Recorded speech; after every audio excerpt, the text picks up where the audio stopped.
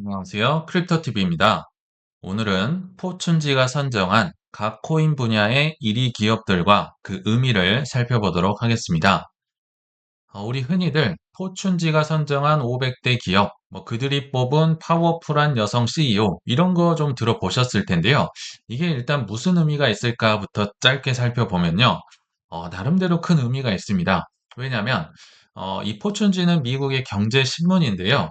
이들의 주요 고객은 우리 같은 개미들이 아니라 주로 월가의 임원들이나 대기업 CFO, 연기금, 정책 입안자 등입니다.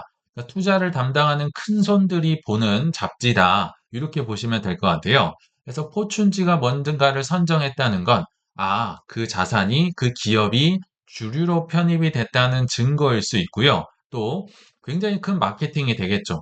왜냐하면 그 회사에서 뭔가 상을 받는 느낌으로 뭔가 나름대로 큰 이제 객관적인 기준을 갖고 정할 거 아니에요. 그래서 굉장히 좀 큰 의미가 있다라고 보이고요. 그래서 아까 이들이 투자를 할 때, 뭔가 벤치마크 할 수 있는 대상이 될 수 있다라고 했는데, 물론 이들도 자체 리서치가 있을 겁니다. 뭐 월가든 대기업이든 자체 리서치 팀이 있을 거 아니에요. 근데 그들은 뭔가 내가 그래도 조금 팔이 안으로 굽는 기업이 있을 거고, 반대로 경쟁자로 여기는 기업들이 있을 겁니다. 그래서 이런 거를 방지하고자 웬만한 투자 전문가들, 투자 기업들은 포춘지라든지 S&P의 이런 외부 기준을 따라서 이들을 벤치마크를 한다라고 합니다. 이들도 물론 팔이 안으로 굽을 수는 있지만 그래도 나름대로 다른 데보단 객관적인 기준이 있을 거 아니에요. 그래서 이런 느낌을 갖고 한번 쳐다보면 포춘 글로벌 500, 매출 500대 기업이거든요. 일단 여기에 선정이 됐다? 그러면 국가급 기관 투자자나 연기금이 자동으로 투자 검토 대상으로 첫 번째로 올라갈 수 있는 명단에 들어간다. 뭐 이런 느낌이다라고 보시면 됩니다. 그리고 뭐 포춘, 뭐 체인지 더 월드 등 여러 이제 뭐 기준들이 있는데요. 여기에 포춘 크립토 40 혹은 크립토 100이라고 들어보셨는지 모르겠습니다. 이게 2023년에 만든 크립토 전용 리스트인데요. 원래는 이게 크립토 기업을 40개만 뽑았습니다. 8개 분야에서 1위부터 5위까지 해서 8호 40만 뽑았는데 올해부터 100개로 확장을 했다라고 합니다. 10개 분야에서 1위부터 10위까지 뽑겠다. 그러니까 크립토는 지금 뭐 가격이 엉망이곤 한데요. 이들이 볼 때는 기업이 늘려야 할 만큼 굉장히 주목해야 할 기업이 많아졌다는 거죠. 그만큼 크립토 산업이 커지고 있다는 반증이다라는 생각도 드네요. 그래서 가격은 지금 제도권에 들어가기 전에 뭐 거의 보릿고개 수준이긴 하지만 그래도 그들이 주목을 하고 있고 특히나 이 전통 금융들 정말 힘 있는 권력자들이 주목하는 그들이 이제 투자에 염두에 두는 기업들이라면 좀 의미가 있지 않을까 싶어서 이번 영상을 잡아봤는데요. 자, 그런 의미에서 크립토의 각 분야 1위 기업을 본다면 어떨까? 근데 제가 조금 실망할 수 있다고 썼죠. 그 이유를 소개해 드려 보겠습니다.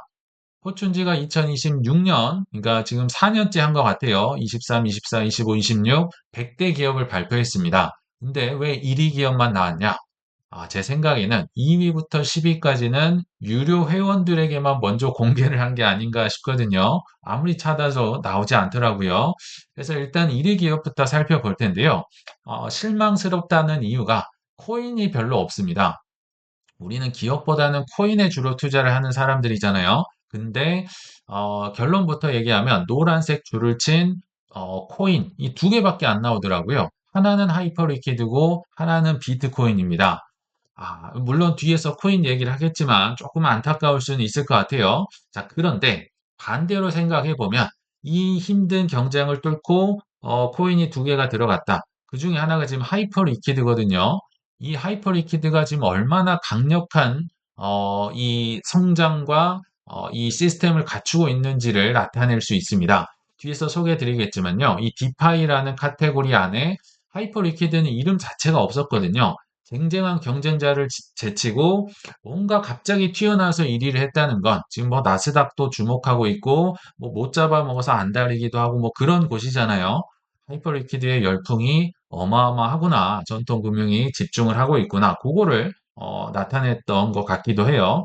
자, 근데 코인이 없다고 실망하실 필요는 없고요. 여기서 이제 신규 카테고리, 지금 10개의 분야가 있잖아요. 요게 매년 바뀝니다. 그래서 신규 카테고리가 새로 생긴 거 위주로 보면 좀 좋지 않을까 생각이 드는데 일단 처음부터 살펴보면 첫 번째 중앙화 거래소 코인베이스, 2위가 바이낸스. 원래는 바이낸스가 더 크지만 미국 쪽이라 코인베이스를 계속 1위로 밀어주는 건 아닌가 이런 생각도 들고요. 전통 금융, 프레디파이도 원래부터 있었던 이제 카테고리인데 프랭클린 템플턴이 1위로 치고 오더라고요.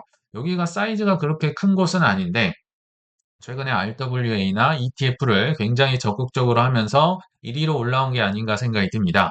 그리고 새로운 분야, 핀테크가 지금 따로 빠져서 로빈후드가 1위를 차지했다.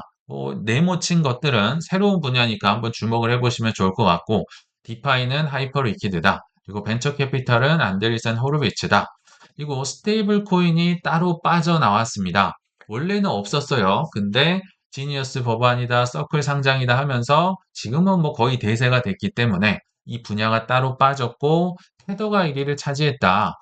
그럼 2위는 당연히 서클이겠죠. 그리고 암호화폐 서비스 쪽은 체이널리시스가 1위를 차지했고 여기에 또 주목할 분야가 새로운 분야가 있죠. DAT 및 ETF다라고 해서 블랙락이 당당하게 압도적인 1위를 차지했는데요. 자, 여기에는 원래는 RWA 분야도 포함이 돼야 됩니다. 포함이 실제로 돼 있어요. 근데 왜 그럼 RWA로 따로 안 빠졌을까요? 우리가 볼 때는 RWA가 거의 확정된 미래고 엄청나게 파이가 커지는 분야긴 한데 이거는 지금 전통 금융, 포춘이 보는 겁니다. 일반 사람들이 볼 때 RWA는 아직은 별게 아닌 겁니다. 국채를 많이 토큰화했다고 하지만 전통 금융을 위협할 수준, 하이퍼 리퀴드의 그 수준은 아니거든요. 그리고 주식은 아직 되네 마네 하고 있고 규제 때문에 조금 뒤로 밀리는 감이 없잖아 있죠. 부동산이다, 예술품이다. 아직 저 멀리서 대기를 하고 있기 때문에 RWA가 카테고리로 아직 빠지진 않았다. 이 블랙락 DAT 여기에 포함이 된다라고 보시면 될 것 같아요. 그리고 채굴 쪽도 원래는 없는 분야였어요. 원래는 인프라로 퉁쳐서 체이널리시스나 다른 쪽과 함께 있었는데 지금 채굴로 따로 빠져나왔다는 게 중요해요. 그거는 이거 국가에서 밀어줄 수도 있고 전략 산업이 될 수도 있고 점점 커져 나가는구나. 실제로 수많은 채굴 기업들이 있고 물론 최근에 좀 AI 데이터 센터로 옮겨가긴 했지만 채굴도 따로 봐야 할 만큼 커졌다. 이걸 의미합니다. 그래서 마라홀딩스가 1위였다. 그래서 네모친 이 신규 카테고리는 좀 주목을 하실 필요가 있겠다 생각이 들고요. 코인 쪽은 비트코인이 1위를 차지했다라고 합니다. 그래서 크립토 40에서 100개까지 늘어난 거는 고무적이지만 기업 그리고 주식 위주였다. 요거는 약간 아쉬운 점이 있는 것 같아요. 그 이유를 좀 뒤에서 소개를 해드리려고 하고요. 그래서 신규 카테고리에 일단 주목을 할 필요가 있다. 이 하나하나가요. 딱 정해진 게 아니라 뭐는 사라지고 뭐는 또 새로 태어나고 매년 바뀌거든요. 그래서 새로 태어난 분야는 특히나 향후에 성장을 하고 주목할 필요가 있다 생각이 듭니다.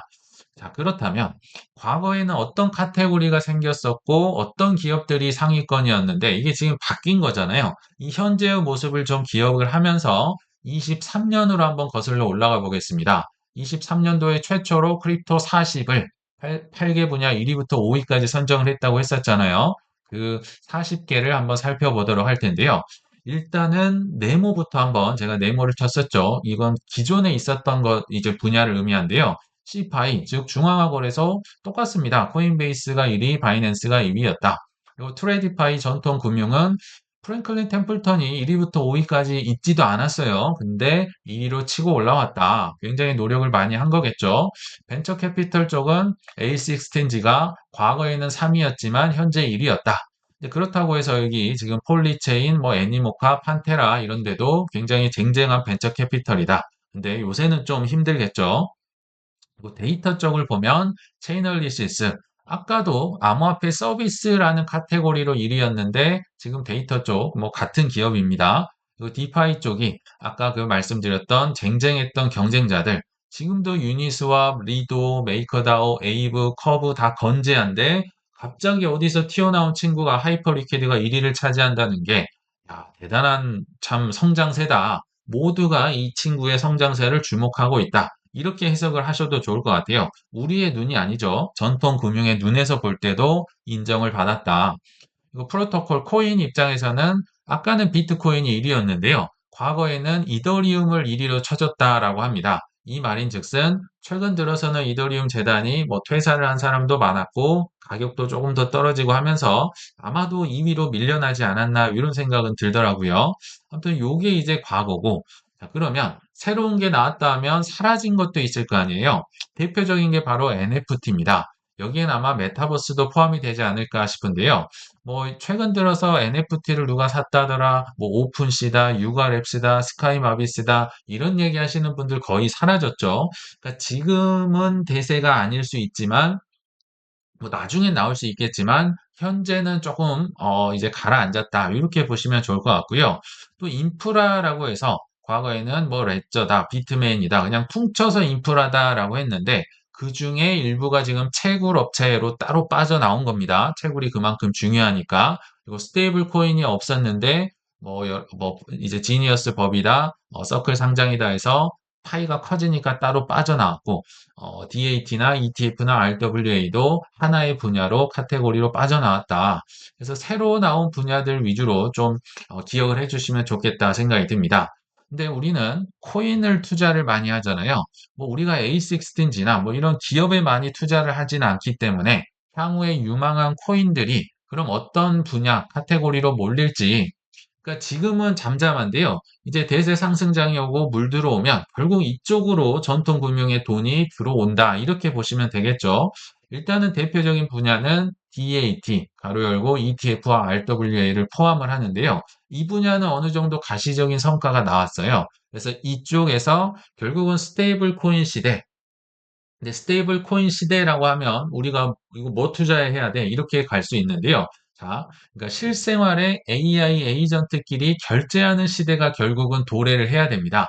그거 어디다 써먹어 하는데 그 써먹는 게 결제로 드러나야 사실 개미들까지도 넘어올 수 있다는 거거든요. 뭐 DAT든 ETF든 RWA든 결국은 뭔가를 사고 파는 건데 이거를 넘어서 어디다 쓸 수 있어? 어디다 쓸 거야? 여기에서 이제 해결책이 결국은 AI 에이전트 시대의 스테이블 코인이 결제가 나와야 된다. 근데 그거는 아직 가시적인 성과가 나오지 않고 있어요.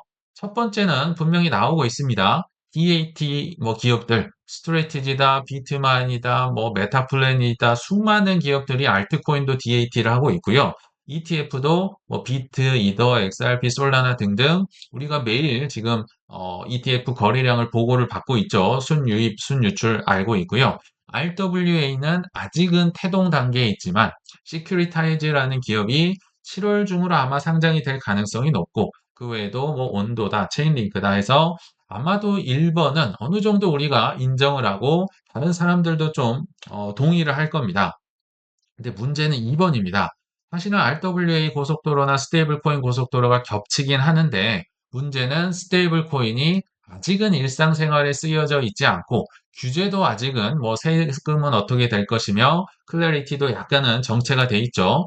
결국은 402 결제, 이게 작년부터 코인베이스가 밀고 있는 AI 에이전트끼리 스테이블 코인을 가지고 특히 USDC를 가지고 결제를 하는데 쓰여야 되는데 아직은 이게 조금 준비 단계에 있다로 보입니다. 근데 뭐 괜찮은 거는 그래도 자동차들은 확정이 돼 있죠. USDT 아니면 USDC잖아요. 이 총알은 이미 장전이 돼 있는데 문제는 아직은 고속도로가 한산하다. 그러니까 우리가 볼 때는 뭐 채권이다, 주식이다, 뭐 부동산이다 많이 올라가 있는 것 같지만 월가 금융에서 볼 때는 아직은 한 꼭지로 빼줄 정도가 아니다.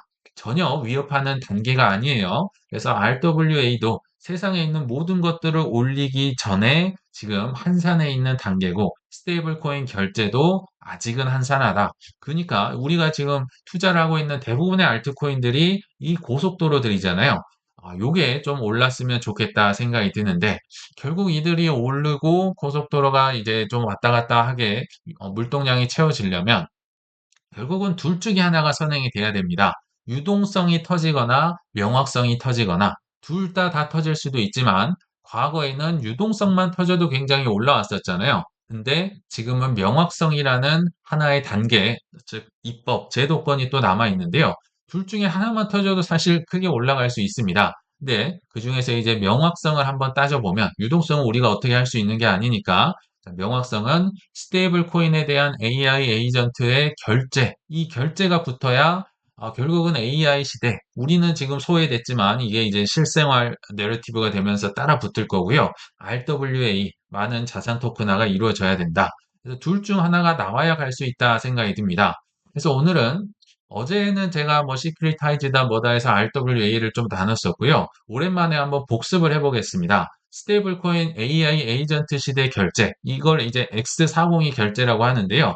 이거 작년부터 코인베이스가 밀고 있고 계속 파트너십, 협력사가 이제 고속도로가 늘어나고 있어요. 근데 일단 이 X402의 원조 고속도로를 살펴보면요. 핵심은 세 개의 고속도로로 압축이 됩니다. 하나는 베이스, 하나는 솔라나, 하나는 스텔라인데요.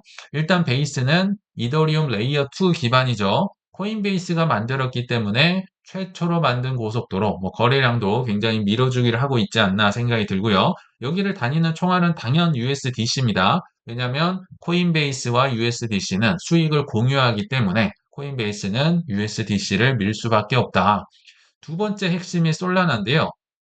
일단 뭐 빠르고 싸기 때문에 뭐 최강이다. 솔라나 가격은 엉망이지만 지금 전체 트랜잭션 점유율의 49%를 차지하고 앞으로도 아마 많이 쓰이는 고속도로가 될 것이고 스텔라는 송금의 강점을 보이고 있기 때문에 빨리 채택이 되지 않았나 생각이 듭니다. 자, 그 뒤로 이제 추가 공식 지원됐던, 그러니까 작년 12월에 확장이 됐던 고속도로가 한 5개 정도 있는데요.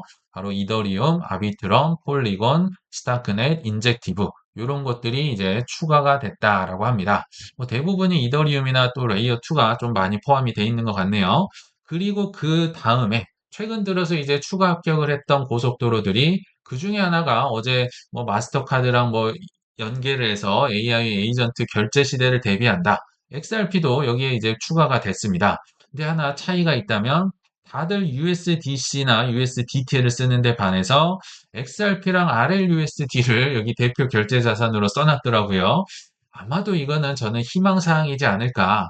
결과적으로 USDC를 이제 많이 쓸 수밖에 없을 텐데, 이 RLUSD가 넘어서기는, 그러니까 XRP 가지고 커피를 사 먹기에는 아마 좀 힘들지 않을까, 이런 생각은 듭니다. USDC를 아마 쓰겠죠.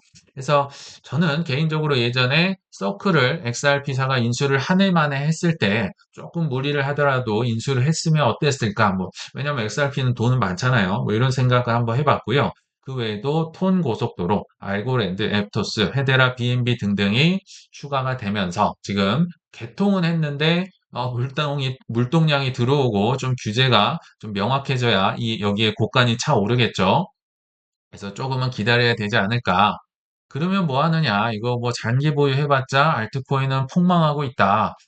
저도 뭐 알트코인은 물론 비트 이더도 많이 떨어졌지만 알트코인은 더 많이 떨어졌겠죠. 그래서 이걸 뭐 장기 보유를 하면 좀 좋아질 것 같았는데 실제로 장기 보유를 하려면 수많은 트럼프의 누가 농담을 한번 넣어보긴 했는데요. 이 수많은 이 산을 넘어야 됩니다. 지금 뭐 알트코인뿐만 아니라 비트코인, 이더리움도 이 산을 넘기가 쉽지 않죠. 다른 모든 자산에 비해서 지금 굉장히 힘든 순간을 겪고 있지 않나 이런 생각은 듭니다. 그렇지만 그래도 우리는 결론을 맺어보자면 그들의 관심 분야, 아직은 큰 관심을 갖고 있지 않지만 결과적으로 이 포춘주에 선정이 되고 그들이 노리고 있는, 눈여겨보고 있는 관심 분야를 미리 깔고 앉아 있어야겠죠. 그게 RWA 고속도로, 그리고 스테이블 코인 결제 고속도로, 이런 쪽일 가능성이 높습니다. 그래서 미리 좀 준비를 하고 기다리셨으면 어떨까. 그래서 지금은 한산하고 아무 관심 없지만 결국은 유동성이 들어오거나 혹은 명확성이 정립되어서 모든 것이 토큰화가 되고 또 스테이블 코인 결제가 다가올수록 우리들이 힘들고 어렵게 매집했던 핵심 분야의 코인들은 결국 살아남으면서 엄청난 성장을, 그러니까 살아남으면 엄청난 성장률, 수익률을 거둘 수 있을 거라 믿습니다. 끝까지 힘내시길 바라면서 이만 마치겠습니다. 시청 감사합니다.